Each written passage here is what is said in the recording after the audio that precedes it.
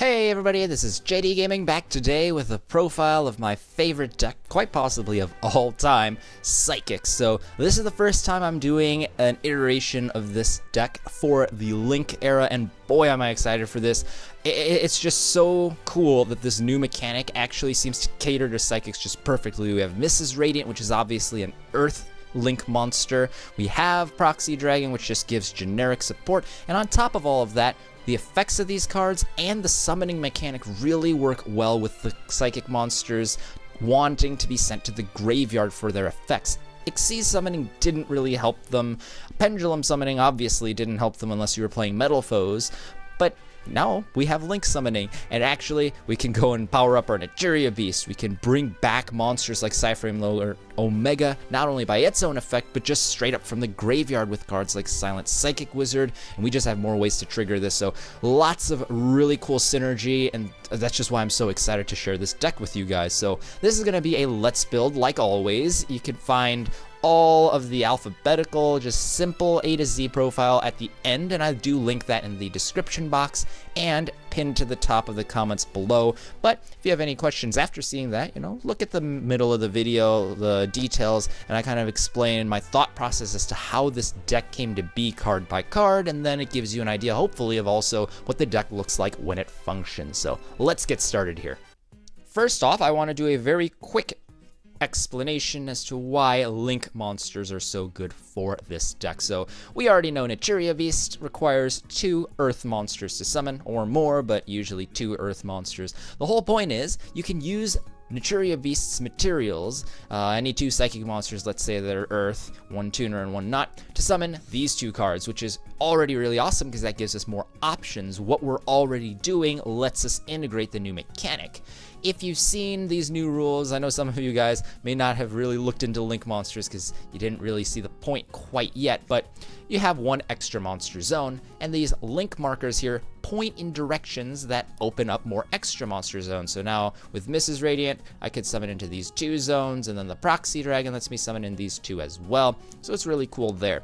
Essentially, the basics of a Link monster, if you haven't seen, is they have a Link rating in the corner. This is 2, so it means you need 2 monsters to be able to summon it. On top of that, there is a recipe, as Konami calls it, that says 2 Earth monsters and 2 monsters. Essentially, what that means is Mrs. Radiant has the exact same materials as Yugioh Beast, but now you don't even have to have a tuner, which is awesome because now you can have a pair of these guys and they'll both trigger when they're sent to the graveyard and you'll claim their effects. And you have something like Proxy Dragon, which is literally just as generic as can be. You can use the monsters like I showed, or in other strategies, you could even combo off things like Tengu and just get a free Proxy Dragon and then keep your Tengu.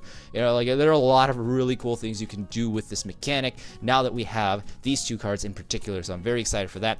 And then they just support the theme. Mrs. Radiant is a upgraded version of Milus Radiant, so essentially 500 attack boost to all Earths, so Yugioh Beast goes up to 2700 attack. Try taking that down without a Kaiju. And then you have the ability to cut down some wind monsters. That does hurt a few of our key players here, but actually if you think about it, and as I'll go through, it doesn't actually make them less playable in any regard because of how the cards actually function, so pretty cool there. But basically we don't care about wind all too much here. The big thing is when this card dies, it's the same trigger as Serene Psychic Witch. So if this card dies and is sent to the graveyard, you can go and target an Earth monster in your grave and just add that right to your hand. And the cool thing is Mrs. Radiant can recycle herself if you only want to play a single copy of her. But another thing you could do is if you have a Crane and you use that to summon the Mrs. Radiant for 1 card, you could just bring back the Crane, and if you have another Mrs. Radiant, just go and summon that same Crane and bring out your second Mrs. Radiant. So that ensures you have 2 extra deck zones open at all times for very minimal card investment. And then Proxy Dragon basically works, as I showed here, to expand your zones even further, and it's awesome because even though it only has 1400 attack and it's a light monster, it does protect any of your cards from being destroyed if you just go and destroy one of the cards that points to it instead. So same thing as before. Just put a floater here or here, and you can use these guys as basically the scapegoats when your opponent goes and plays something like Regeki, or they go and play just like a simple removal effect. A lot of cards have those just destroy 1 card effect, so you could go and stop that, stop mass destruction, lots of things you can do. So essentially these cards work nicely in terms of the mechanics that the deck already wants to play, and then it provides some nice support as well. So that's where we're going to look into. First, let's go through the psychic monsters now, and just the psychic theme cards. I haven't done the profile quite in this order, but I think it's a fresh new twist on things. So, of course, our teleport's limited to 1, which is unfortunate, but it's still a huge power card, immensely flexible because it is a quick play that lets us summon any level 3 or lower psychic from your deck. Yes, it gets banished at the end of the turn if it still remains on the board, but unless you're like threatening your opponent with a Ghost Ogre during their turn, probably won't ever really banish that monster. You're just going to use it as material and make your combo plays. So that is of course in here. Then we have our 3 primary floater monsters here. So Serene's Psychic Witch is the tutor for the deck. She has 1400 attack, and when she dies, just like that Mrs. Radiant, you get to go and search any of your psychics with 2000 or less attack from your deck, and during the following standby phase, so just if it's your turn it dies, during your opponent's turn, and if it gets killed by battle during your opponent's turn or whatever, during your turn for all your combos, you get to summon that card that you banish with that effect from that banished area. So that triggers a lot of things that we'll get into, as well as getting things like Ghost Ogre and Snow Rabbit just to sit on the board and threaten your opponent's board. So very fun card here.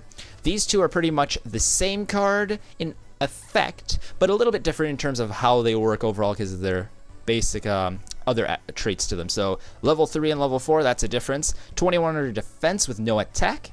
1900 attack with no defense, so obviously much better for attacking, much better just for like the fact that it's a level 3 and could combo for a lot of other things like going Trish or whatever, and being summoned off of Overdrive Teleporter. But essentially, they both let you go and banish the psychic from your graveyard, and then when they're sent to the graveyard, you must summon that monster that was banished by it. So essentially, you never miss timing because it's a mandatory effect, so you can synchro summon with it, link summon with it, destroy them for some crazy things, and you'll still get them, tribute summon them even for, or tribute them rather, for Overdrive Teleporter. You still get all their effects, which is really, really cool. And then that lets you set up all your combos because it brings back monsters like the Ghost Ogre we talked about, brings back like Esper Girl, which, you know, triggers when she's summoned from the banished area, and you can even bring back whole synchro monsters as long as they are psychic as well, so that lets you bring back your Cyframe Lord Omega without having to return it back to the extra and resummon it and just do all these shenanigans. The biggest difference though is Cleric does require a discard cost, although it is quite powerful because you can summon multiples off of Teleporter and it combos real nicely with other cards because it's a level 3, but you know, they're both still very good cards, pretty much doing the same thing. Again, just slightly different triggers, and therefore you got to manipulate how you would play them. But now we have Overdrive Teleporter. The whole point of this is basically bring out multiples of your Hush Psychic Cleric because we can link summon with a pair of those. It only costs 2,000 life points to pay, which I know sounds like a ton, but a lot of people I don't think will be main decking Ash Blossom once the new format hits, and even if they are, you can get away with it a lot of times because you'll be able to bait it out with some other type of a card like a Brilliant Fusion or whatever. So honestly, I mean, if your opponent's really playing the Ash Blossom and you're afraid of it, you could side this out. But I just think it's so powerful. It's still worth playing because it lets you kickstart some of your really insane combos by getting multiple cards onto the board. You can also get your Ghost Ogre, which is obviously, you know, doesn't need an explanation. The fact that it's psychic means it's actually abusable in this deck because you could just bring it back to the field, bring it out from the deck whenever, do whatever. You'll pretty much always have a Ghost Ogre on bench ready to go. And then last 2 tuner monsters here then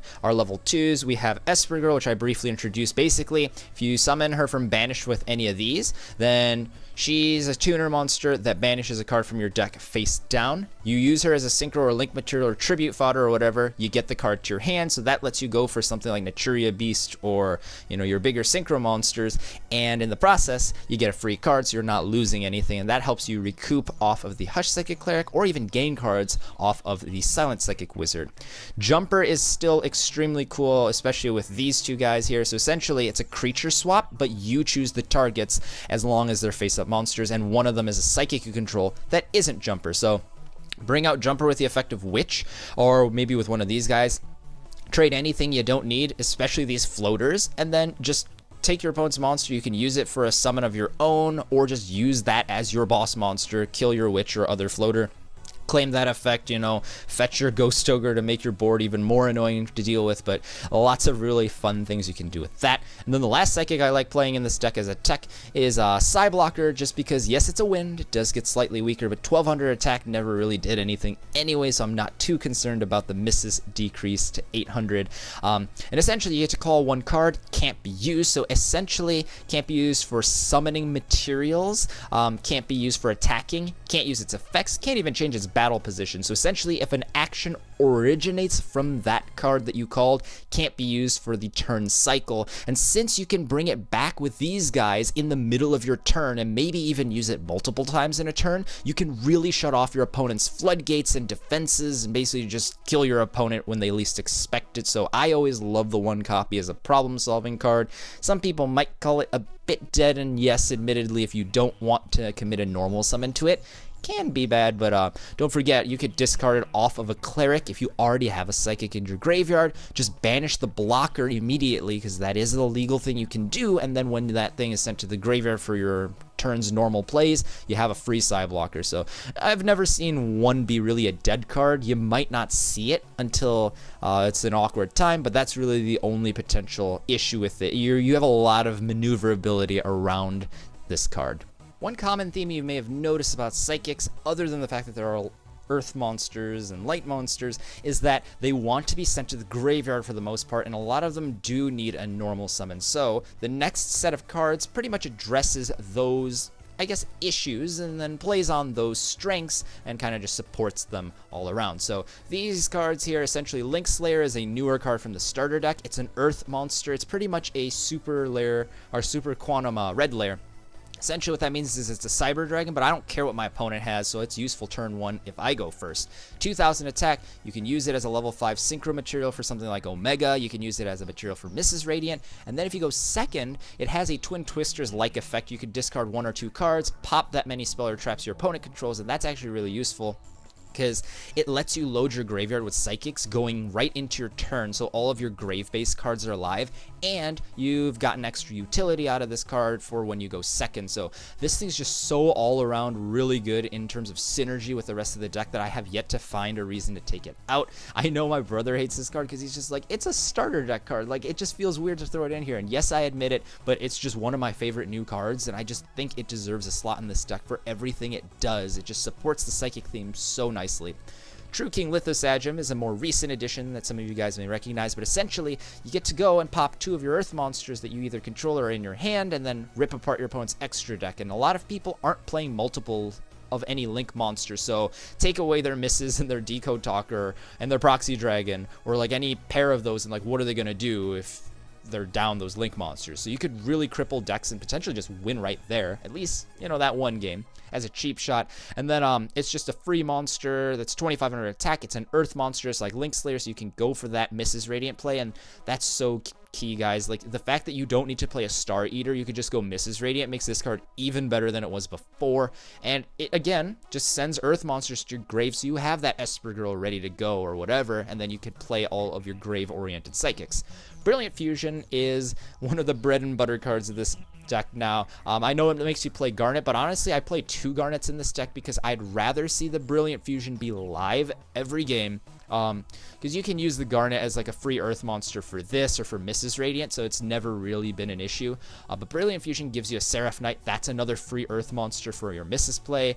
Big synchro monster or synchro material, kind of like Link Slayer, and then you can go and load your Ghost Ogre and Snow Rabbit, so that's a Psychic monster that starts all your combos as well. Plus the extra normal summon is just so insane. You don't need a second normal summon for this deck to function, but it becomes so much better when you're able to get that extra normal summon. You can tribute summon more easily, set up jumper plays, make synchro summons, link summons, whatever, and this card just does all of that. So honestly, I think this has pretty much become like the new emergency teleport for this deck in terms of enabling a lot of your combos. Yes, it doesn't search quite as much of the toolbox for Psychics as you might want, but it's still extremely potent in what it's able to do. And then Foolish Burial is pretty much a different variant of that, but it opens up a really fun combo that I like doing here. So essentially the combo just needs you to have Foolish Burial, or I suppose it could just be the Dandelion itself, along with a Crane. So what you do here is you're going to Foolish your Dandelion. That gives you, of course, your 2 tokens onto the board. I just like using these guys because they're fluffy, so they're kind of fluff tokens. But essentially, you go and you crane back your Dandelion, and now you have 2 Earth monsters. You turn them into... don't exceed with them. You go and summon Mrs. Radiant, and this, of course... get rid of that glare there, summons 2 more tokens. So now what you can do out of these 4 tokens is take the one that's linked to Mrs. Radiant, and then the one that's way over at the edge here, and then you could summon a proxy dragon, and this means now you can summon over here. I guess you could open one of these zones if you really wanted to like continue summoning, but you know, take your pick. You can move this around pretty freely, but essentially now you can guarantee you have at least 1 token that's free destruction from Proxy Dragon, and that means it saves your board from Raigeki. It lets you go and protect your Mrs. Radiant and your Proxy Dragon. It just does so much for the deck when you're able to manipulate this combo. And yeah, I know you're not going to draw your Foolish Burial all that much, but you do have a pair of these guys that you can work with, and anytime Dandelion's already in the grave, or you've discarded it for a psychic effect, or you know, hit it with one of those other cards, you can just bring it back with Crane once you draw that, and you're able to do this combo just off of those 2. So it's just insane what you're able to do with these guys. Definitely think it's a really powerful thing. Even if you don't have any tokens already from Dandelion, remember that when you just use the 2 of these, you're spawning the 2 tokens you need for the Proxy Dragon, and that's just really what brings this together, because now we can hit Dandelion for a Lithosagem or a Synchro Summon or whatever. It becomes free kind of floating card advantage that, you know, we don't bleed cards out to, and then we can set up big boards like this so that we can continue summoning monsters. So that's probably one of my favorite additions to this deck. His next card is Glow Up Bulb. I always liked playing this, but pretty much it was useful because you can discard it off of the Cleric, and then it comes back for free. But before we had to play a level 4 synchro monster like the old entity Haster, and I do like that card, but it's very situational. I never really liked having to play it. Bulb now can be used as another free monster for Mrs. Radiant. It can be used just as a synchro monster or synchro material, so you can go for something like a Crystal Wing off of it, and just all around it's a really good card. It's another free discard off of that Cleric and whatnot, so very powerful card. The fact that Link monsters are able to just use free Earth monsters you get to the board is really what makes cards like Glow Up Bulb and Dandelion so much better than they used to be. And then from there, pretty much the last 3 tech cards that I have in the main deck here, not considering quantities of any of these yet, would be Maxi, just because it's an Earth monster. You can benefit from digging for Ghost Ogres and whatnot, and potentially actually stop your opponent. So the main reason it's in there is because it's an Earth monster and still really powerful. We have Gigantes. This thing I really like because it's essentially a free Earth monster you just drop to the board. It's level 4, so you can make big summons with it. You can go and Mrs. Radiant with it. 1900 attack with a heavy storm effect. If it gets killed in battle or you crash it, is quite nice. But the coolest thing about this is when you Brilliant Fusion, remember you're hitting a Gemknight Garnet to the graveyard, so just replace that Garnet with a Gigantes on your board, and you're just translating all your cards into free board presence, and you can do all your stuff. So really like it for that. And then Raigeki, pretty much you play it because this deck can spam out all your monsters, and yeah, you can like Jumper and just steal their best monster, but Raigeki is just, you know, it explains itself with its power. You're able to just clear your opponent and just win when you normally would not be able to.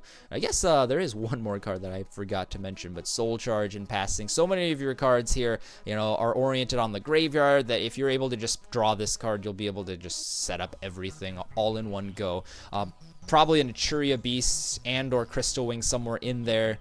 If they've already died, you can just bring them back for the 1000 life each. So lots of things you can do with that. So that's basically the main deck in terms of the cards. So here is basically what I would do in terms of building in sequence. I haven't really demonstrated this type of build sequence, but this is how I always go and put my decks together, and then kind of just review what I've thrown in here to see, does it all make sense in terms of why things are in here. It does get a little linear at times, and that's one of the big disadvantages of this route, but I think it really helps you understand why exactly you're putting something into your deck. So we start off with 3 Brilliant Fusion because we care so much about loading all of our Psychics for that combo, and so that means we need a Garnet and a Ghost Ogre, and a Seraph Knight in our extra deck. Then from there, we can play 3 copies of Overdrive Teleporter, because once we have that double normal summon and a Psychic loaded up, it makes sense to want to draw this as much as possible. But, as I always say, when you only have 2 cards that you have 3 of,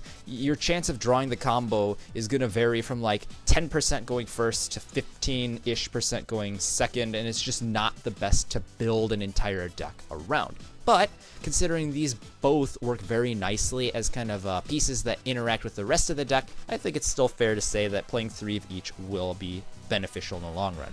We run 3 Cleric because we'll need at least 2 of them off of that Teleporter, so I think 3 is a safe number. You're going to be able to use it anyway.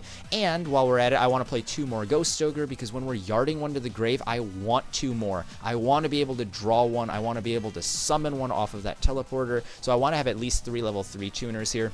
And then basically I chose Ghost Ogre because all around its ability as a hand trap is so much better than Psychic Commander could be. I wish I could play that Commander because that lets you go for Barkion and, you know, Chain Burn and all those weird Mirror Force and stuff. You could stop those, but I think that's more of a side deck card than a main deck. And then Ghost Ogre is really cool because on top of doing all the things that you guys know it's able to do, you're yarding a Psychic right off of this card. So if you go second and you stop your opponent's turn with this thing, you have a Psychic without having invested anything else besides a card that 1-for-1'd or more off of your opponent's turn. So I really like that. Then from here we have double Silent Psychic Wizard, 2 now, because we're actually able to go and use this for Link Summon material, so you can just go and aggressively play this and just combo out your misses while you go ahead and do your other Psychic plays. So it became a lot better. It's essentially Crane for the theme now, so we're playing that. And then with a pair of each of these, we can easily play a pair of Mrs. Radiant. Again, the idea is if you play 2 Mrs. Radiant, when one goes down, you bring back your Crane, and then that lets you go and summon your second one without you having to recycle the misses. If you only had 1, you'd have to recycle the misses, and that's kind of a pain. So that's why I really wanted to make sure I had 2. And then triple Lithosagem. This is basically that second half of the deck I talked about, where you go ahead and, you know, you want to load stuff to the graveyard other than through Brilliant Fusion. So you have the True Kings, help rip apart your opponent's extra, which is finally playable again thanks to Lithosagem, because it's one of the best cards to just float. You get a free card in the process while tutoring from your deck, so Lithosagem becomes really manageable, and this lets you go and set up a Ghost Ogre or any other card that you may want to. So fun. We could play a second Garnet now thanks to the Lithosagem, and the reason is, I know you only draw Garnet 15% of the time going second and 12% of the time going first, but I just never want to see this be dead, and since it's an Earth monster, I can use it for Lithosagem, I can use it for Mrs. Radiant. It's never dead in this deck, and I can just pitch it off of the Hush Psychic Cleric, so I'd rather have 2 and see it, and kind of be like, okay, so now I want to maximize utility of this Garnet, versus I have 4 dead cards because I drew a Garnet, and now what am I going to do? This, you know, struggling deck's going to struggle even more. So that's basically why that's in here. You can also turn it into a beast with Glow Up Bulb, but really this is in here because it's just a free hit off of that Lithosagem. Same thing with Dandelion. We talked about the Foolish combo for the Proxy Dragon. And then the rest of the deck, pretty much we start into the other Psychics that are tech cards. So here we have E-Telly, which lets us go Esper Girl. So this I didn't go over in this video. If you want to check my most recent Psychic videos, any of them really, I talk about a Brilliant Fusion Overdrive Teleporter combo. If you have Esper Girl in that, you pretty much get to go Crystal Wing, which is really good. And Crystal Wing's ability to go and basically attack pump means you don't really care about the loss from the Mrs. Radiant, which is really cool. And then Esper Girl, of course, you basically you kind of want to draw it, but you only want to draw it when you can actually manipulate its effect with some of your other like discarding outlets and whatnot. So that's why I decided to play 2. I have played 3 before. It's worked sometimes, but it clogged a bit, so that's why 2. And then Jumper, just so that pretty much if Teleport were at a higher number, this would be even better, but we need to play 2 just to make sure we get access to this thing, because some decks you could just steal their Link monster or whatever, or you could steal like their big boss monster and just win off of it. So and so we want to do that. 1 blocker, you know, just because we'll have it. We can manipulate it and, again, potentially use it multiple times in a turn, but we don't want to have to draw into multiples of this if possible. I know it's possible to actually go and play multiple side blockers in a turn with the abilities of all your Psychics, but I just didn't want to do that in the main deck. I think 1 is nice. You tutor off of Witch. Anytime it's sent to the grave, you can just fetch it from there. So nice toolboxing ability makes this card very useful for stopping your opponent's moves. And then Blink Slayer we talked about just for utility. Gigantes, just turn that Gem Knight Garnet into field presence. Essentially, it comes to the field. He's a rock instead of a pyro, but oh well, he's more useful. This lets you go for, you know, your Naturia Beast or whatever. Soul Charge lets you make broken plays. Maxi is an earth monster that lets you draw into your Ghost Ogres, and then Raigeki clears your opponent's board, so you can make big pushes and, you know, just otherwise save yourself from your opponent's big bad monsters. But now the remaining cards are all from the extra deck, as you can see. The reason I saved these for last is pretty much you can choose whatever cards you want in here as long as they cover all your ground. So I'll go through why I chose these certain cards. So at level 5 we chose Naturia Beast and Magical Android because Beast is amazing. Again, when it's a 2700 attack Beast thanks to misses, you're gonna screw your opponent over unless they have a kaiju. So very, very powerful card, but it's not generic. So Android is your generic card, and 2400 attack's pretty good. It's a psychic, so you can bring it back off of your cleric and off of your wizard. The wizard's really important again because you can easily trigger that just, you know, into Mrs. Radiant now without even using a card for a discard cost. So that's why this is in here. And since it's a 5, you can easily go and turn this into a Crystal Wing with a Ghost Ogre. So that's why that is in here. Then for 6s, we have, again, 1 psychic monster and 1 non-psychic monster. Essentially, Nightmare lets you go and look at your opponent's card randomly. If you guess it right in terms of monster, spell, or trap, you get to go and gain 1,000 attack points for a turn cycle, so it becomes 3,400 attack until the end of your opponent's turn. That's massive. You could direct attack with that for a huge chunk of your opponent's life, or just kill them. And then you get to see a free card. So basically in that Brilliant Fusion play with Esper Girl, you summon this, look at your opponent's card in your way of now you can go and either summon an Omega or go Crystal Wing, and you have a choice there. And again, wind monster, but you're gaining 1,000 attack, so it doesn't really even matter that you're losing 400 attack off of the Mrs. Radiant. You're still going to be at a nice, 2,800 attack. No, sorry, you only lose 400. So you're going to go down to 3,000, but, you know, it's still really good for that. And since it's a psychic, you bring it back whenever it dies or you use it as material. So that's why it's in here. And then Charge Warrior is basically your generic. So if you Crane, you can't summon this, but you can summon this. And now your Crane was a 1-card synchro that draws you a card, so now you can go and make bigger plays. Continue synchroing with him. You can just clear your opponent's board of a lot of weak monsters. I think with Link Summoning, a lot of people are going to be playing token-like cards. This clears all of them, so that's really nice. But really, it's just in here to keep your hand size up so you can continue using your Hush Psychic Clerics without a hitch. Black Rose Dragon is our only level 7 this time. I used to play some more level 7s, but essentially, you only really go for it off of a Silent Psychic Wizard. Yeah, you could with Gigantus and stuff, but, you know, all those guys are Earth, so you could just go Mrs. Radiant with those, and then Black Rose lets you just capitalize on your opponent's weak board while you trigger all of your floating monsters. So that's why I really do think it's worth playing here. Still can punish your opponent really nicely. And now you have a Dandelion and Glow Up Bulb as well, so you can flip up your opponent's monster. Don't forget, you can just have that second effect, make your opponent's monster 0 attack, kill them with this thing or some other big monster like Psychic Nightmare, and it just really puts in work. So I really do like this at 7. For the 8s, we play 3 here. This has become my go-to trio here, but it's essentially Omega's great because he's Omega, but he's also a Psychic, so he comes back from the grave in this deck, so he's even more busted. Crystal Wing is, you know, you have an easy combo to summon him with that Brilliant Fusion play, but, you know, it basically lets you control the board by blocking effect monsters. It is able to go and attack pump, so you don't care about that attack decrease for misses. Just so many reasons why this card's really good. And you know, if you bring it back with Soul Charge, it's just insane as well. Scarlight, pretty much, I think of these two cards as cards you play to prevent your opponent from doing something to them. So you go and summon this, it protects itself with its effects. Same thing with this. But you can't necessarily always get rid of your opponent's established board with these two cards, especially because, I mean, even with this guy attack pumping, you can kill any one card, and that's it. Scarlight lets you go and just Raigeki the board, essentially, and if you have your own guys, you know, your tokens, your special summon psychics, you can go and pop those for extra damage. I've actually burned my brother, who was playing Trickstars at the time, to death using my own monsters and his, using Scarlight. So, like, there are just fun things you can do with this, but mainly it's just a power play. It gets rid of your opponent's cards, kind of like Black Rose Dragon. So I really do like the Scarlight Red Dragon Archfiend for that purpose. And then our last 3 cards here are Trish, Leo, and Phantom Knight. So Trish, you have so many anyways, Glow Up Bulb being all level 1 means you can go 2 level 4s like Wizard, Gigantes, or Gem Knight, Garnet, or whatever. Bulb just comes out for free. You get a Trish. You go 3-3-3 real easily in this deck because so many of your guys are 3s and they float. And you even have like a 2-3-4 as a viable option as well. Plus probably some random things I'm not thinking about, like a 6-2-1-1. But, you know, lots of things you can do with Trishula. It's just powerful enough. Definitely worth playing. Leo is in here for 2 reasons. First, as a level 10, you can go and summon it off of Lithosagem and Glow Up Bulb, so that's pretty cool. Not being able to be targeted is still pretty decent removal. It forces your opponent to play their outs, which is very nice. And it's an Earth monster, so you can go up to 3,600 attack with misses.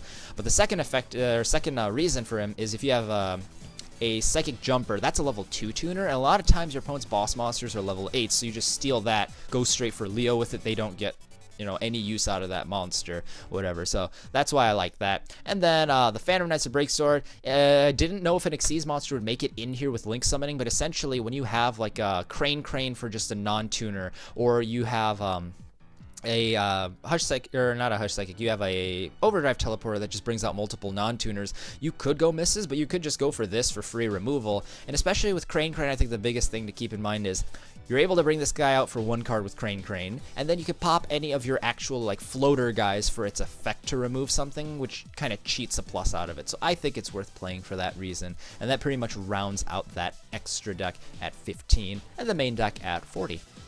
If you watched the video in its entirety, thanks! Hopefully you guys enjoyed seeing the Let's Build of this deck as much as I did putting the theme together and testing it out. We'll start off with the main deck here.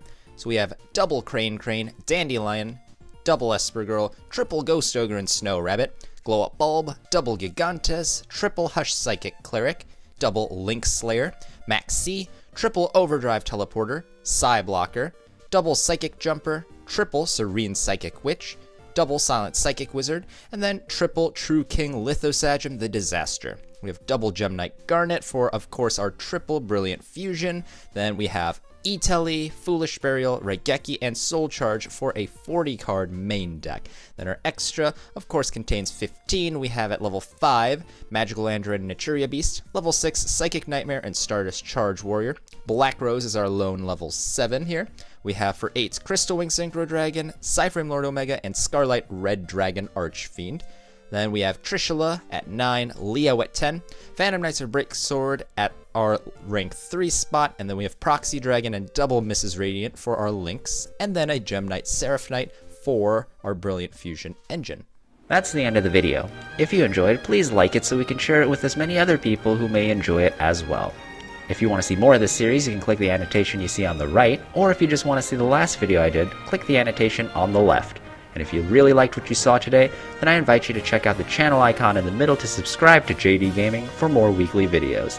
Thanks guys, this is JDGaming, hope you guys enjoyed, and I'll see you guys next time.